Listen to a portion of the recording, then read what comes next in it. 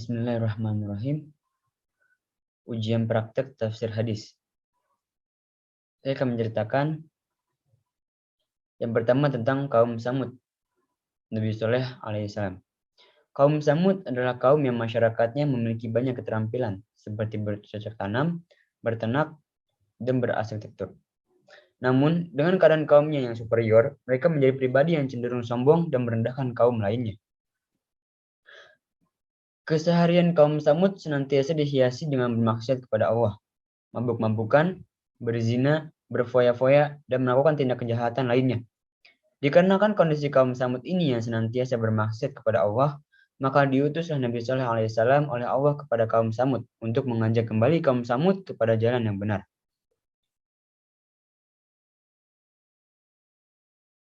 Nabi Shaleh mengajak mereka bertakwa dan berkata, "Wahai kaumku, sembahlah Allah. Sekali-kali tidak ada bagimu Tuhan selain Dia. Dia telah menciptakan kamu dari bumi dan menjadikan kamu pemakmurnya. Karena itu, mohonlah ampunannya. Kemudian bertobatlah kepadanya. Sesungguhnya, Tuhanku amat dekat rahmatnya lagi memperkenankan doa hambanya." Surat Al-Hud ayat 61. Setelah mendengar perkataan Nabi Soleh, kaum Samud bukannya sadar dan memperbaiki diri, mereka malah marah dan berkata, "Hai Soleh, sungguhnya kamu sebelum ini adalah seseorang dari kami yang kami harapkan. Apakah kamu melarang kami untuk menyembah apa yang disembah oleh bapak-bapak kami? Sungguhnya kami ragu dan khawatir terhadap agama yang kamu suruhkan kepada kami." Surat Al-Hud ayat 62. Dengan adanya respon tersebut, sebagian kecil kaum Samud memang telah mau menerima ajaran Nabi Soleh. Tetapi sebagian orang-orang yang kaya dan berkedudukan tinggi tetap mengingkari seruan Nabi Soleh dan menganggap apa yang dikatakan itu hanyalah omong kosong belaka. Dengan adanya penolakan tersebut, Nabi Soleh tidak menyerah begitu saja. Akhirnya, Nabi Soleh berdoa kepada Allah meminta diberikan mukjizat agar kaum yang bisa percaya kepadanya. Lalu doa Nabi Soleh pun diijabah oleh Allah. Allah memerintahkan Nabi Soleh untuk memukulkan tangannya ke atas permukaan batu yang berada tepat di depannya. Lalu muncullah seekor unta betina yang sangat besar dan gemuk dari Allah. Setelah ditunjukkannya mukjizat itu Nabi Soleh berkata, "Hai kaumku, inilah unta betina dari Allah sebagai mukjizat kebenaran untukmu. Karena itu, biarkanlah dia makan di bumi, dan janganlah kamu mengganggunya dengan gangguan apapun yang akan menyebabkan kamu ditimpa azab yang dekat."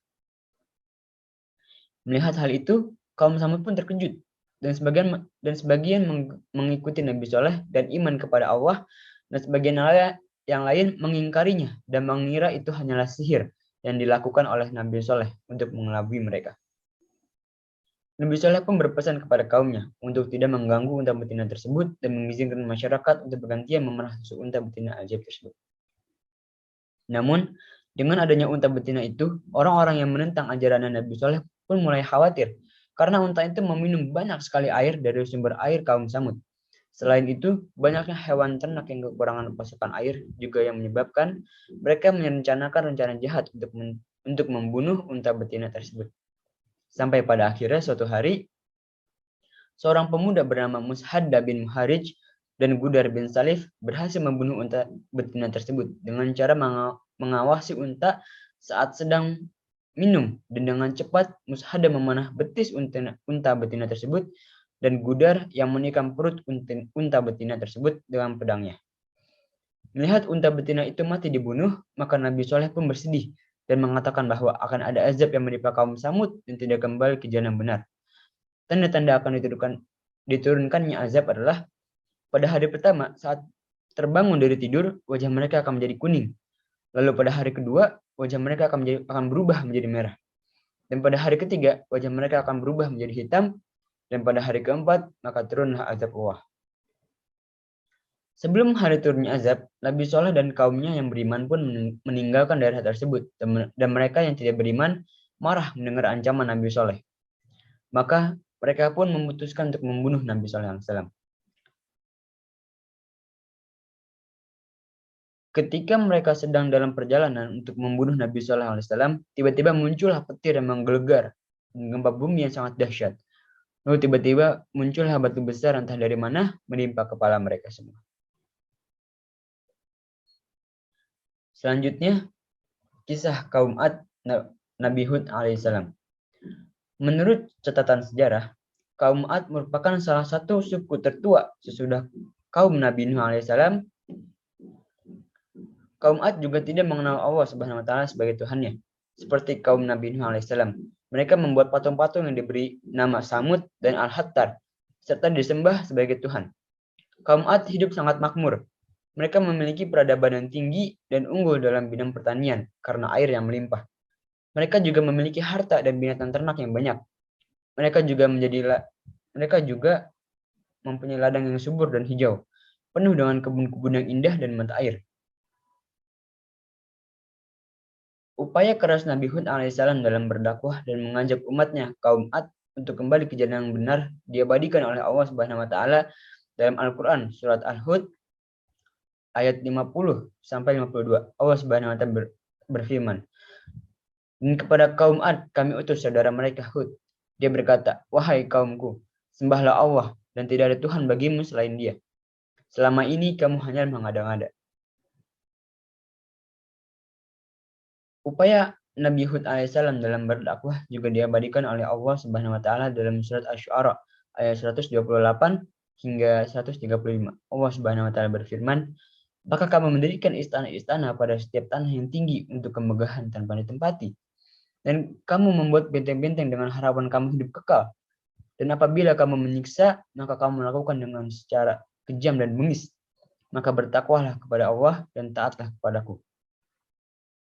Dalam tafsir Qur'anil Azim karya Ibnu Katsir, sebagaimana dikutip Salahuddin Hamid dalam bukunya Kisah-Kisah Islami, disebutkan kaum Ad benar-benar tidak mau beriman. Mereka tidak mau berhenti berbuat durhaka dan jahat serta berbuat apa saja yang mereka kehendaki. Sifat-sifat takabur kaum Ad sudah demikian hebatnya hingga tidak dapat diubah oleh siapapun.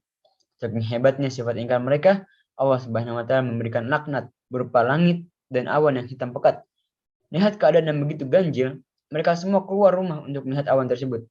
Akhirnya mereka berkata, "Itulah awan panjang, menandakan sebentar lagi hujan akan turun untuk menyiram tanah tanaman mereka, memberi minum kepada binatang-binatang ternak kita."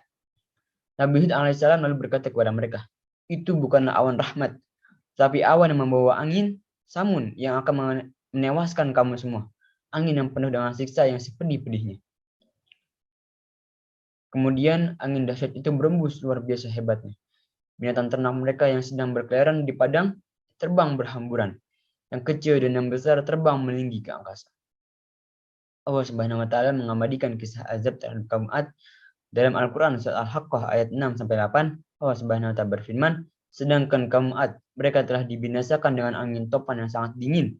Allah menimpakan angin itu kepada mereka selama 7 malam 8 hari terus-menerus. Maka kamu melihat kaum Ad pada waktu itu mati bergelimpangan, seperti batang-batang pohon kurma yang telah lapuk. Maka adakah kamu melihat seorang pun yang masih tersisa di antara mereka?" Surat Al-Haqqah ayat 6 sampai 8. Adapun Nabi Hud alaihissalam dan pengikut-pengikutnya tetap saja di rumah mereka tanpa merasakan sedikit pun bahaya angin ribut yang dahsyat itu. Setelah peristiwa tersebut, Nabi Hud alaihissalam pindah dari negeri kaum Ad karena sudah rusak binasa. Nabi Hud alaihissalam dan pengikutnya pindah ke daerah Hadramaut dan tinggal di sana hingga wafat. Lalu yang terakhir, hadis. Hadis wajib taat kepada Nabi sallallahu alaihi wasallam. Dari Abu Hurairah, berkata Nabi Muhammad sallallahu alaihi wasallam, yang artinya semua umatku akan masuk surga kecuali yang enggan. Sahabat bertanya, "Wahai Rasulullah, lantas siapakah yang enggan?"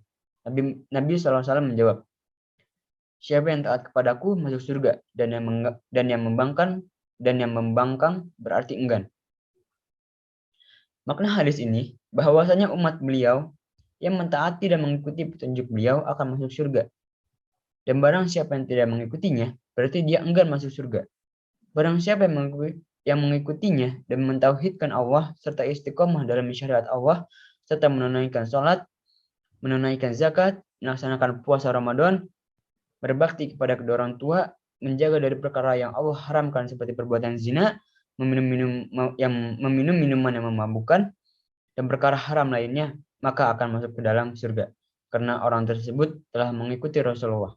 Adapun orang yang enggan dan tidak mau mentaati syariat, maka maknanya orang tersebut enggan untuk masuk surga. Orang tersebut telah mencegah dirinya untuk masuk ke dalam surga dengan amal keburukan yang dia lakukan. Inilah yang dimaksud makna hadis wajib mentaati Rasul. Sekian ujian praktik tafsir hadis. Wassalamualaikum warahmatullahi wabarakatuh.